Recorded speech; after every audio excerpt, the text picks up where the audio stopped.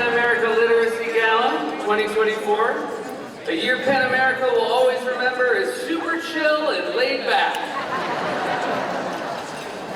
I'm here tonight not only as a supporter of PEN America and the amazing work they do, but also because my boss, Lauren Michaels, asked me to come. To put it in museum terms, I am on loan from the Lauren and Alice Michaels collection. And when this is over, I will return to his private viewing room and be put back in the glass case between Tina Fey and Jimmy Fallon. They're always so nice when you leave the glass case. They're always like, good luck, break a leg, bring us back some rolls. You guys, I have been lucky enough to host 2 PEN Awards in the past. I did not host this year, but I heard everyone tied.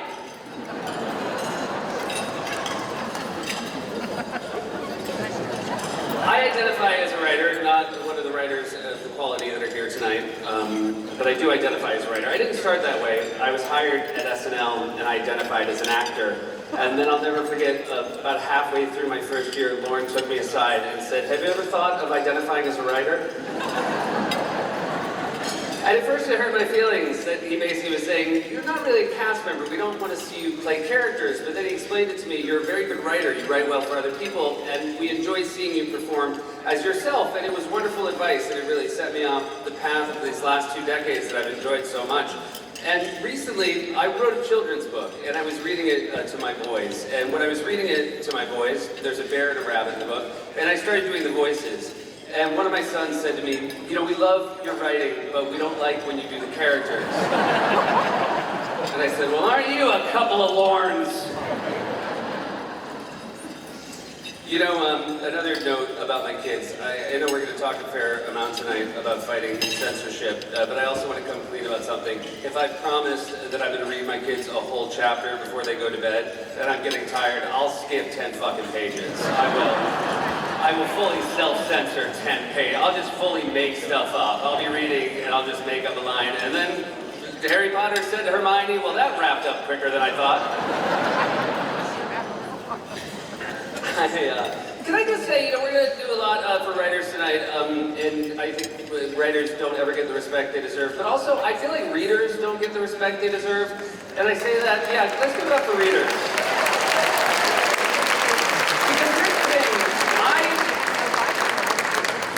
my hobby is reading, and I feel like I blew it. I feel like I blew it because none of my kids, my wife, none of them respect it as a hobby. I feel like if my hobby was working on cars, that would be better.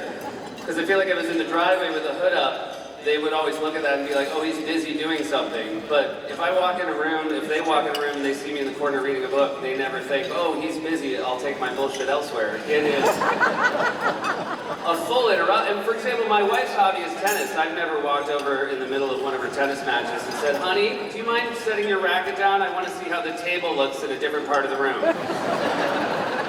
No respect for readers. Yes, one more time for how it works. I'm also so honored to be here tonight on a night where we're honoring Paul Simon.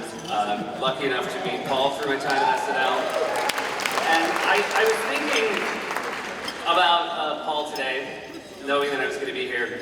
And Graceland is the first album I feel as though I bought at the same time as everybody else. The first classic album I got. And I'll never forget the day I bought it because I was with my uncle in a record store and I bought Graceland on cassette. And we were driving and we were listening to the song Under African Skies, which has the line, these are the roots of the rhythm and the roots of the rhythm remain. And my uncle said to me as we were listening, he goes, what do you think that line means? And I said, I don't know. And he said, I think it means that when you hear a song, it is putting down roots in you. And the rest of your life, when you hear that song, you will remember the first time you heard it. And right now, we're experiencing Paul Simon planting roots in us. And I think that every time, I hope that every time you hear this song, you'll think of me and you'll think about this moment.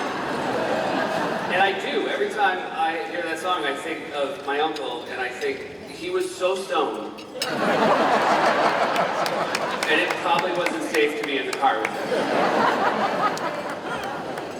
I also was thinking, I'd always thought that the combination of Paul's music and Paul's lyrics makes the song sort of impossible not to enjoy.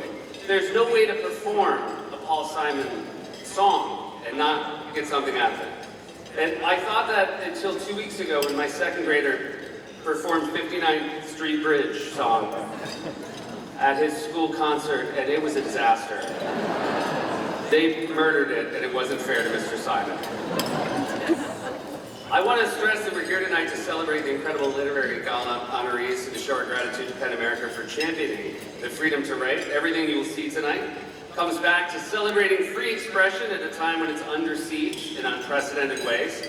You all know that even as we are here tonight to celebrate the best in literature, PEN America is tracking the alarming rise in book bans and censorship in our own country and the threat of rising authoritarianism around the world.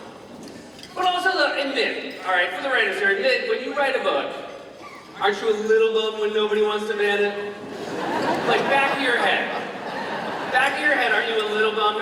Do you ask a friend, you're like, are they selling it in Florida? And if they're like, yeah, aren't you a little like, really?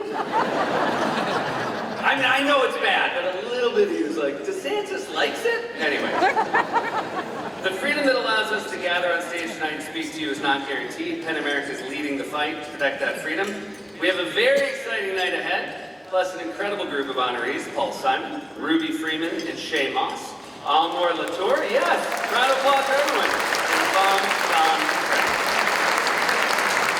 And Now please draw your attention to the screens to learn more about the important work of PEN America. Free speech.